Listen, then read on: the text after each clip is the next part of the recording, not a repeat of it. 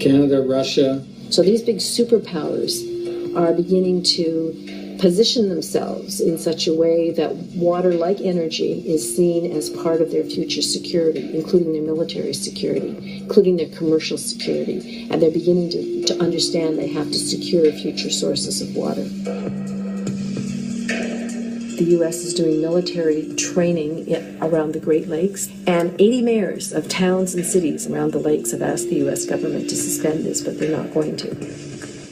I got involved in this issue in the mid-1980s when Canada was negotiating a free trade agreement with the United States, and the free trade agreement included water as a good. There was a statement made by one of the participants that Canadian water would be flowing to the United States Midwest from the Canadian North by pipeline within 2 to 5 years. Who knew? And move that water into a crater in the Rocky Mountains, which would be kind of like a huge mega reservoir. And nobody will stand up in our country to the United States administration and say, this is our water, because they know that the United States would consider that as serious as if we put missiles along the Canada-U.S. border. It just would not be tolerated in the U.S.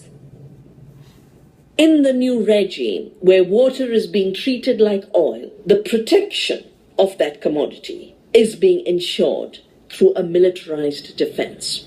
And the good part of Brazil sits over top of the largest aquifer in the world, which is called the Guarani Aquifer. This is going to be a major source of fresh water in the future. Very recently, the United States has established a military base located just inside the border of Paraguay. As you know, the United States itself is running out of water. Water is becoming more and more a matter of priority in American foreign policy. Secretary of Defense Donald Rumsfeld went on a quiet mission to a number of Latin American places, including Paraguay, to try to see what kind of further advancement could be made regarding the presence of U.S. forces in that region. Shortly after Rumsfeld's visit, something like 500 special forces were stationed at the military base there in Paraguay. Este caso, no momento agora, quando os países tomaram conhecimento, já tinha sido aprovado pelo parlamento do Paraguai.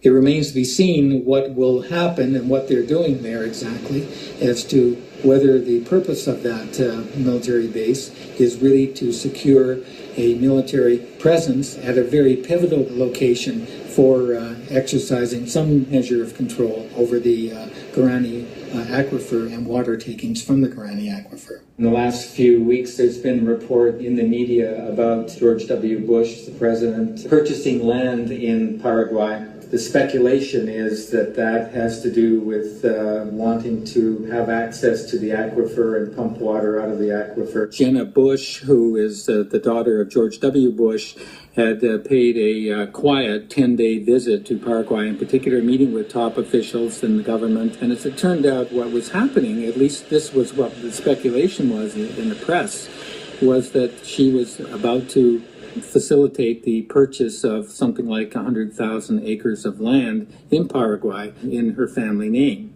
At the same time, though, that was happening, it was discovered that George Bush Sr.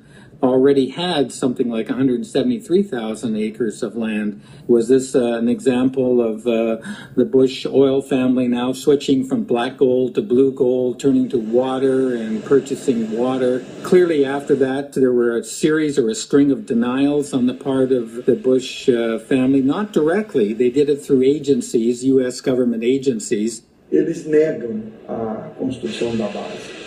The world's largest dam is located very close to that area, and so that also was a matter of considerable interest for the U.S. as well.